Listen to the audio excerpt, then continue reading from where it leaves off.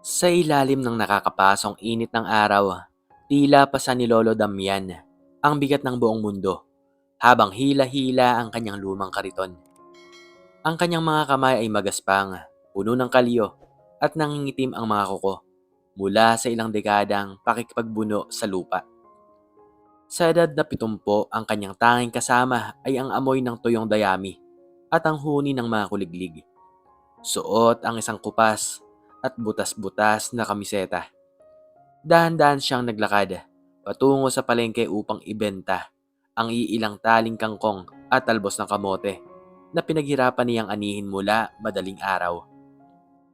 Pagod na ang kanyang mga tuhod at bawat hakbang ay tila isang panalangin na sana'y maubos ang kanyang tinda upang may maipambili siya ng gamot para sa kanyang asawang may sakit na naiwan sa dampa. Sa hindi inaasahang pagkakataon, habang tinatahak ang kalsada malapit sa isang marangyang gusali, nawala ng balanse ang lumang kariton ni Lolo Damian dahil sa isang lubak. Sumadsad ito ng bahagya sa gilid ng isang makintab at bagong-bagong puting luxury SUV na nakaparada sa tapat ng opisina. Isang matalas na tunog ng paggasgas ang bumasag sa katahimikan ng paligid. Saktong lumabas mula sa gusali ang isang lalaking naka-Amerikana. Maayos ang buhok at may hawak na mamahaling kape. Siya, si Marco, ang tumatayo bilang general manager ng isang malaking kumpanya sa lugar na yon. Nang makita ang mahabang gasgas sa pinto ng kanyang sasakyan, namula ang kanyang pisngi sa galit at mabilis na nilapitan ang matanda. "Anong ginagawa mo?" sigaw ni Marco na halos pumutok ang ugat sa leeg. "Alam mo ba kung gaano kamahal ang kotse na to? Mas mahal pa to sa buong buhay mo." Nanginginig na humingi ng paumanhin si Lolo Damian. Inalis niya ang kanyang kupas na sombrero at nakayuko. "Pasensya na po, sir. Hindi ko po talaga sinasadya. Nawalan lang po ng balanse ang kariton ko dahil sa butas na kalsada. Handa po akong panagutan kahit po paunti-unti." Tumawa ng mapait si Marco. Isang tawang puno ng pangungutya.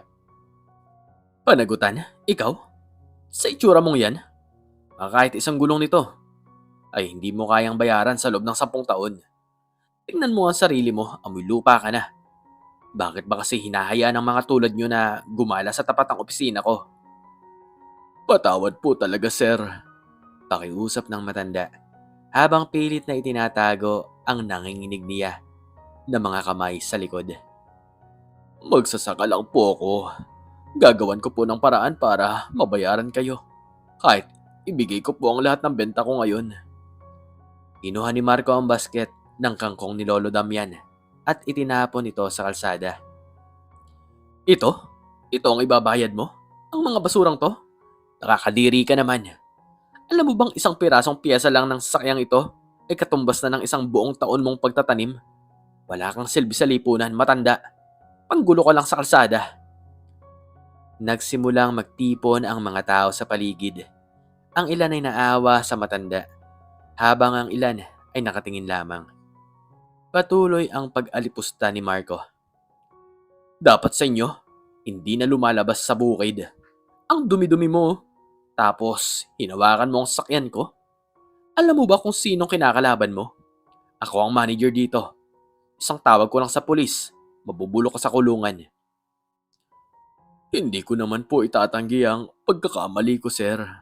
Mahinahong sagot ni Lolo Damian, bagamat may pait sa kanyang boses. "Ngunit kahit magsasaka lang ako, tao pa rin po ako na marunong mahiya.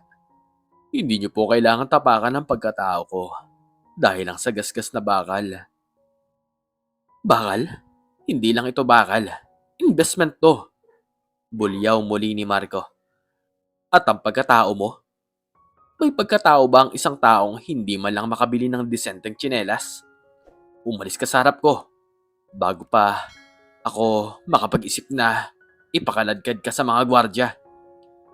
Eksaktong papasok na sana si Marco sa kanyang sasakyan nang isang itim na limousine ang huminto sa likuran niya. Bumukas ang pinto nito at lumabas ang isang lalaking nasa edad 50. Maayos ang bihis at kilala bilang si Mr. Rodriguez, ang CEO at may-ari ng buong korporasyon na pinagtatrabahuhan ni Marco. Agad na nagbago ng anyo si Marco. Mula sa pagiging mapagmataas, naging maamong tupa siya. Sir Rodriguez, magandang umaga po. Paumanhin po sa gulo. Itong matandang magsasaka po kasi. Ginasgasan ang sasakyan ko. Pinapaalis ko na po para hindi pa makasagabal sa inyo. Ngunit hindi tumingin si Mr. Rodriguez kay Marco. Ang kanyang mga mata ay nanlaki nang makita ang matandang nakatayo sa tabi ng kariton. Mabilis siyang lumapit at sa gulat ng lahat ay yumukod ng malalim kay Lolo Damian. Don Damian, bakit po kayo nandito sa gitna ng initan? Gulat na tanong ni Mr. Rodriguez. Agad niyang kinuha ang panyo niya at pinunasan ng pawis sa noo ng matanda. Bakit po kayo naglalakad lang? Nasaan po ang inyong driver? Natulala si Marco. Ang kanyang kape ay halos mabitawan niya. Don Damian? Sir, kilala niyo po ang matandang to? Lumingon si Mr. Rodriguez kay Marco na may talim sa kanyang mga mata. Kilala? Marco, siya si Don Damian Sebastian. Siya ang may-ari ng lupang kinatitirikan ng gusaling to. Siya ang may-ari ng 70% ng shares ng kumpanya na pinagtatrabahuan mo. At higit sa lahat, siya ang taong nagpaaral sa akin at nagbigay ng puhunan para mabuo ang korporasyong ito. Tila binuhusan ng malamig na tubig si Marco. Ang kanyang tuhod ay nanginig. Ang matandang amoy lupa na kanyang minaliit ay ang mismong tao na nagpapakain sa kanya at sa libo-libong empleyado ng kumpanya. Pero bakit po ganito ang suot niya? Utal na tanong ni Marco. Ngumiti ng bahagya si Lolo Damian, bagamat mababakas ang lungkot sa kanyang mga mata. Dahil kahit gaano pa kalawak ang lupang pag-aari ko, hindi nun mababago ang katotohanang ako ay isang magsasaka. Dito ako nagmula at dito ko gustong manatili. Gusto kong maramdaman ang hirap ng mga taong nagtatanim ng kinakain nyo para hindi ko malimutan kung paano maging tao. Tumingin si Lolo Damian sa basura at kangkong na itinapon ni Marco sa kalsada. Ang sabi mo kanina, Marco, wala akong silbi sa lipunan. Siguro nga para sa'yo. Ang halaga ng tao ay nakadepende sa kinang ng kanyang sasakyan o sa presyo ng kanyang Amerikana. Pero ang kangkong na itinapon mo, yan ang bumubuhay sa pamilya ko noong wala pa akong kahit na ano. Ang mga sasakyang ipinagmamalaki mo, isang pirma ko lang, magiging junk shop yan. Sir, Don Damian, patawad po, hindi ko po alam. Halos lumuhod na si Marco sa semento. Masyado lang po ako naging mapusok dahil bago pa ang sasakyan ko. Sana ay mapatawad niyo ako.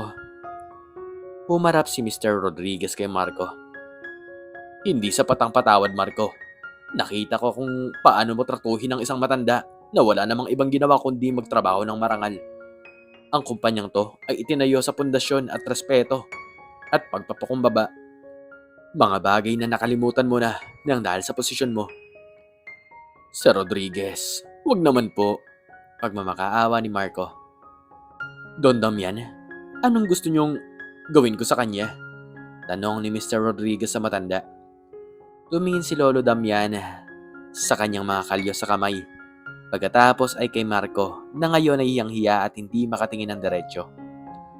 Ang lahat ay naghihintay na sabihin ng matanda na si Bakin ang manager o bawiin ang lahat ng pribilehiyo nito. Marco, tawag ng matanda. Ang gasgas sa kotse mo, ipapaayos ko. Papadalhan kita ng tseke bukas para sa bagong pintura niyan. Nagulat ang lahat. Po, pero Don Damian, siyang dapat magbayad sa ginawa niya sa inyong dangal. Hirit ni Mr. Rodriguez. Umiling ang matanda. Hindi mababayaran ng pera ang dangal, Rodriguez. Ngunit ang pagpapakumbaba ay libre. Marco, hindi mo kailangan mawala ng trabaho ngayon. Pero simula bukas, gusto ko magtrabaho ka sa bukid ko sa loob ng 1 buwan. Tuwing Sabado at Linggo, magtatanim ka ng kangkong kasama ko.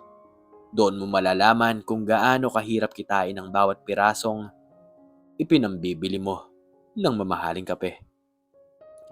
Napayak si Marco sa halo-halong emosyon, takot, hiya at pasasalamat. Gagawin ko po, Don Damian. Maraming salamat po sa pagkakataon.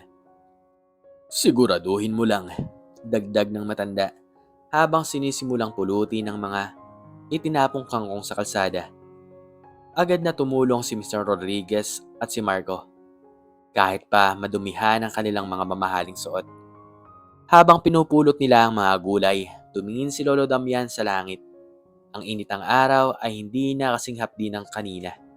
Sa huli, napatunayan niya na ang tunay na yaman ay hindi masusukat sa laki ng kumpanya o sa ganda ng sasakyan, kundi sa lalim ng pag-unawa sa kapwa at sa hindi paglimot sa pinagmulan.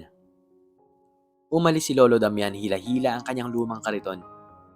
Iniwan ng isang manager na natuto ng pinakamahalagang leksyon sa kanyang buhay. Ang kalsadang dating saksi sa pangalipusta ay naging saksi sa isang tahimik na tagumpay ng kababaang loob. At sa bawat pag-ikot ng gulong ng kanyang kariton, tila may bulong ng hangin na nagsasabi, ang pinakamataas na tao ay ang siyang marunong tumingin sa pinakamababang antas ng lupa. Ikaw, ano ang natutunan mo sa maikling storyang ito? Makiki-comment naman po sa baba kung ano ang inyong natutunan. At hanggang dito na lamang po nagtatapos ang istorya. Sana po ay nagustuhan nyo to. Please like, share, and subscribe. And click the notification bell para palagi po kayong updated sa mga bago pang istorya. Muli ay maraming salamat po. At God bless us all.